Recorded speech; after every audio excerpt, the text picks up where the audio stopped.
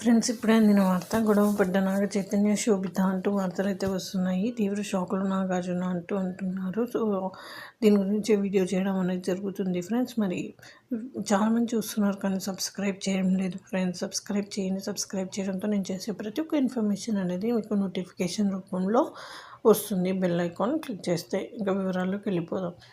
ఏంటి శోభిత దులపాలం 10 మందిలో నాగ చైతన్య పరువు తీసిందా? పెళ్ళైన 10 రోజులకి నాగ చైతన్యను అందరి ముందే తిట్టిందా? ఇంతకీ నాగ చైతన్యకి శోభితకి మధ్య గొడవ ఎందుకు వచ్చింది? పబ్లిక్లో ఇద్దరు ఎందుకు ఎడమొహం పెడమొహం పెట్టుకున్నారు? నాగ చైతన్య అంత చిరాకు ఫేస్ పెట్టారు అనేది ఇప్పుడు చూద్దాం. నాగ చైతన్య శోభిత దులపాల పెళ్ళి డిసెంబర్ 4న జరిగింది. అయితే వీరిద్దరూ పెళ్ళయ్యాక మొదటిసారి ఒక మ్యారేజ్కి వెళ్ళారు. ఇక పెళ్ళికి శోభిత నాగ చైతన్యాలు వస్తున్నారు అనే విషయం మీడియా వారు తెలుసుకుని వెంటనే ఆ పెళ్ళికి చేరుకున్నారు. ఇక అక్కడికి వచ్చాక కొత్త జంటను ఫోటోలకు ఫోజులు ఇవ్వాల్సిందిగా మీడియా వాళ్ళు అడగగా దానికి నాగ చైతన్య కాస్త చిరాకు ఫేస్ పెట్టారు. కానీ శోభిత మాత్రం రండి ఫోటో దిగుదాం అని అడగగా నేను రాను, కావాల్సి ఉంటే నువ్వే వెళ్ళి దిగు పో అంటూ కాస్త చిరాకుగా ఆన్సర్ ఇచ్చారట.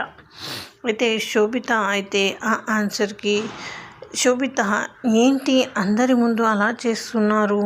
ఫోటో నేను ఒక్కదాన్నే దిగితే బాగుంటుందా? మీరు కూడా దిగాలి అని అన్నారట.